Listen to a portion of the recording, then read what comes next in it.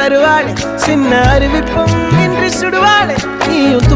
தும்மிடி ஆயுசு நூறாக என் உயிர் உன்னோட பத்திர சொத்தாக என் பார்வை உன்னோடு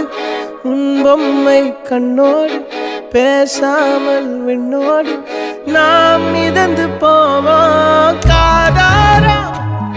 அடியானோ நான் தாங்க மாறோடு